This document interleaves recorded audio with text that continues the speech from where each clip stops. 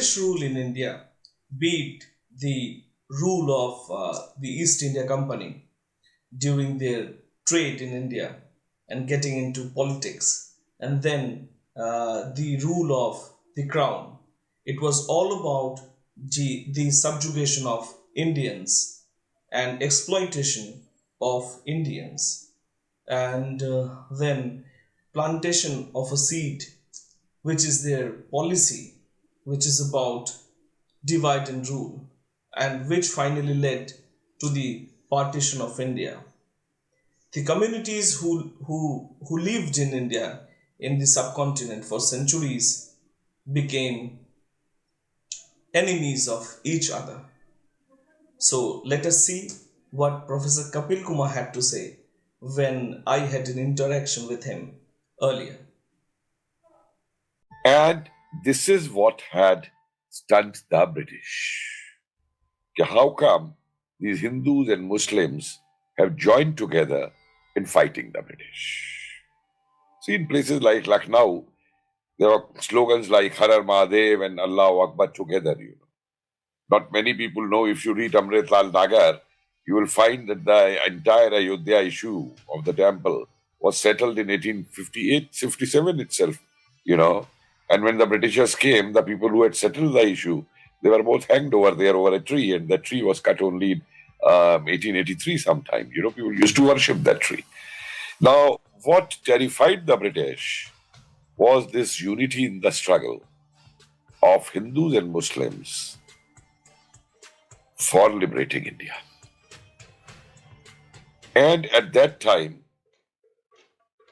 there was a person named Sir Syed Ahmad Khan,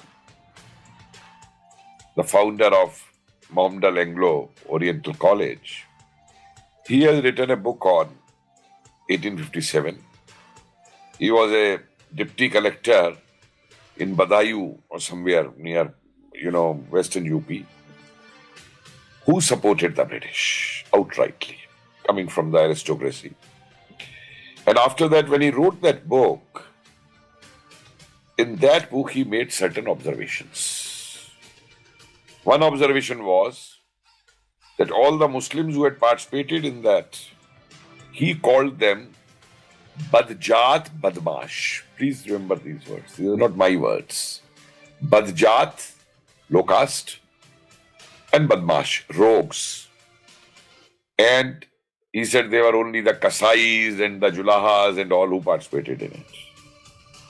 Second thing he wrote was that the Britishers committed a fault by recruiting both Hindus and Muslims in their regiments of East India Company. They should have kept separate regiments like Nadir Shah had done in Persia, separate regiment of Afghans, separate of Persians and all, so that they can use them against each other whenever, if a revolt or anything comes up. Third thing Sayyid Ahmad Khan did in it was, he said he advocated an Anglo-Mohammedan alliance. Now let us come to 1930s or late 1930s. There are some groups or sections who were making various kinds of demands, being in India. A person known as Rahmat Ali draws a map of a nation which is about his imagination of Pakistan being in the Oxford University. Let us hear it from Professor Kapil Kumar. If Congress was making some demands, certain caste associations were making certain demands, certain groups were making demands, and Jinnah made certain demands. Congress rejected those demands, and Jinnah left politics and went to England to do his practice over there. He left politics. And when he left politics, the Congress could have left him alone. He is gone, he's gone. But they started criticizing, look, he was an opportunist. He left the Muslims, went back to England for his practice and all. And that's the time then when Liaquat Ali brings Jinnah back to India for politics. But in the meantime, there are two very interesting instances, let me tell you. One is when Rahmat Ali made the map in Oxford of Pakistan. Uh, Jinnah was asked a question that what is this? And Jinnah had said, it's a childish scheme, impracticable. When Iqbal had talked of Pakistan, Jinnah had said, these are the words of a poet, and the poet's dream only. That was the thing. And what happened in between? Few years, that the same Jinnah who was using these words himself demands a Pakistan. And then in the next 5-6 years, not only demands Pakistan, but goes in for direct action day in 1946. Absolutely. In August, violently killing people and all, putting forward the demand of Pakistan. In late 1930s and during 1940s, Muhammad Ali Jinnah emerged as one of the greatest or one of the biggest leaders of the Muslims in India, and as chief of the Muslim League. And at that point of time only, that is in 1939, the Viceroy of India declared war against Germany. That is India also entered into the World War. At that point of time, the Congress party was in a dilemma whether to support the war efforts or not. But nationalist leaders like Netaji Subhash Chandra Bose was of a clear opinion that it is the time and it is the opportunity to get independence and kick the colonial masters out of India and get independence. And he created a new political party known as the Forward Bloc, which acted as a pressure group uh, and to make the Congress party change their opinion, and it ultimately it successfully executed that particular plan, because Congress ultimately made a resolution and asked the British government to promise and to ensure that after the after as the war gets over, India will be granted independence or self-rule. But the British authorities did not do so, and we see that in 1942 Mahatma Gandhi declared Quit India movement. Along with some parties or some groups, Muhammad Ali Jinnah's Muslim League did not support the Quit India movement, and it supported the British war efforts to definitely to get some benefits.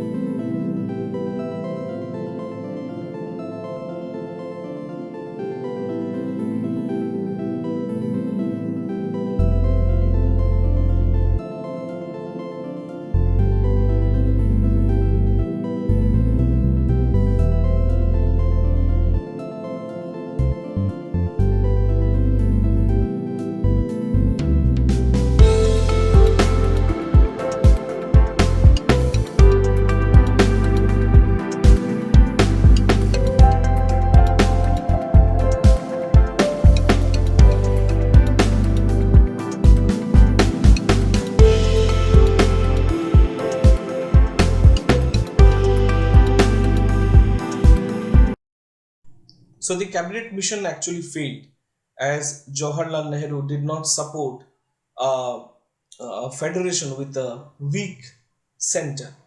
And Jinnah interestingly supported that or agreed to that opinion. So as Nehru declined that aspect, so Jinnah went for a public deliberation, and he said that it is time to create Pakistan, and we must go for a direct action day.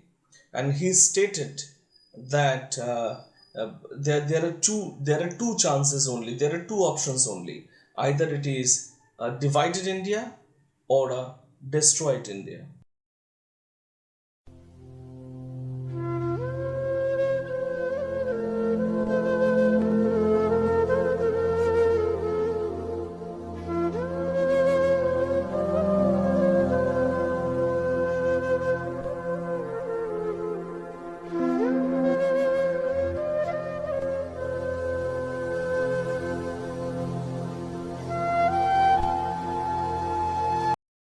In 1947, in the month of February, the British Crown uh, appointed Lord Louis Mountbatten, the cousin of the British Prince, as the last Viceroy of India. So, importantly, Lord Mountbatten was in charge of the Eastern Command in the area of Burma during the World War II. And he was the person who ordered for demolition of the memorial created by Netaji Subhash Chandra Bose in Singapore for the INA. And Lord Louis Mountbatten arrived in India, and it was the whole political community in India was in a mode of celebration at that point of time. At least it looked like so during the coronation of the Viceroy and the Viceroy.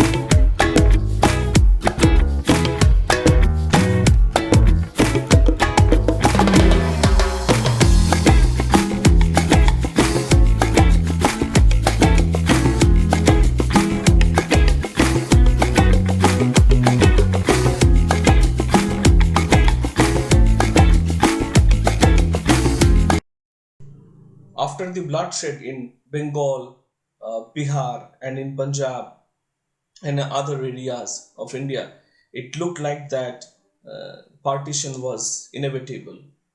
Lord Mountbatten was really in a hurry to get things done, and he created a calendar at his office to have a countdown, and he declared that on 15th of August 1947, Dominion status will be granted, and there will be two nations created, rather two dominions will be created. One is India definitely, another one will be, and the other one will be Pakistan.